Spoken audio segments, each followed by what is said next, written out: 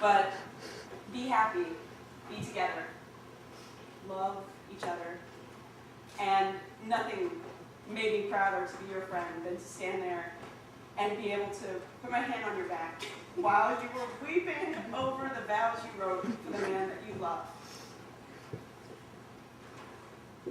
To Angela and Tim. Angela and Tim. Okay.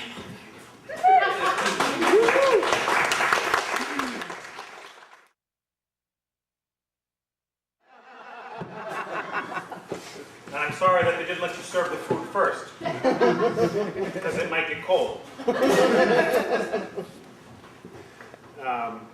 They say to imagine the audience in their underwear when you're public speaking. Personally, I never understood that, because people are generally comfortable in their underwear, and I like people to be as uncomfortable as possible.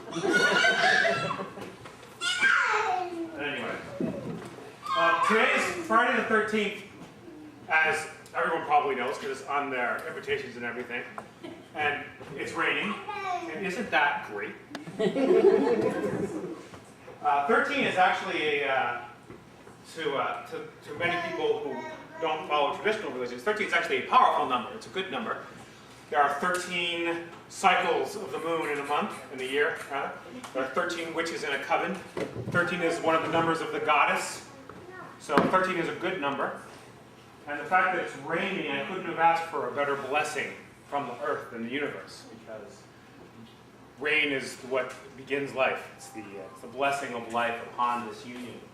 So I think it's great that it rained. It's very lucky. Anyway, sailing against the wind. Sailing against the wind. Those are the words that always came back to my mind when I was thinking about Tim. Not that he sails. And not that I sail either. And I'm led to understand by those that actually can sail, it's actually tacking against the wind, not sailing against the wind. But I like sailing against the wind better, so we're going with that. I met Tim in 1991. And this is where we began our journey of sailing against the wind. I met Tim because Tim was the one I was being introduced to that my girlfriend had cheated on me with. He didn't know she was my girlfriend. He didn't know she even had a boyfriend. But this is how we met. The woman who I called the bitch from hell isn't in my life anymore. But Tim is. So I guess these things worked out, although she is better looking than him. Afraid to say. Sorry. So that's how it started, and it didn't really get any easier since then.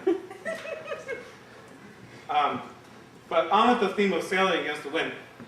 Just like becoming friends with someone who was the girlfriend of the woman that you had a one-night stand with, Tim does things the way Tim wants to do them. He really does. All of his friends, most of whom are in the room, at least those who are willing to admit it, we're all sailing this way, and at first we may have thought that he just wasn't going anywhere. But we were wrong, because he was going the other way. We thought we were going faster, but he was going the other way, because we were going with the wind, because that was much easier, I guess, but he goes that way. And there are so many examples of Tim going against the wind that I don't even know if I can count them all. Tim, I don't know, are you wearing matching socks? Today, yes. You are? Tim liked to wear socks that didn't match. Why, you may ask, did he like to wear socks that didn't match? That's why. Tim asks the question. That's the best I could ever figure out. You want to confess right now why you didn't wear socks that match? Or is that good? Well, that's a phrase he just said. Look it up on IMDb. I see. I understand. He likes socks that didn't. This is one of the first things that I always noticed about Tim, and I always used to give him grief about, what's with the socks. Never got a satisfactory answer to that, or many others. In fact, I went through this whole phase being a psychology major where I tried to fix my friends. I have far fewer friends now than I did when I first started. And I tried to fix Tim for years. because I couldn't see that he was just going in this direction against the wind. I was going this way with the wind, and I figured that, well, everyone's got to go this way, because that's the way that I'm going. If he's going that way, he's broken.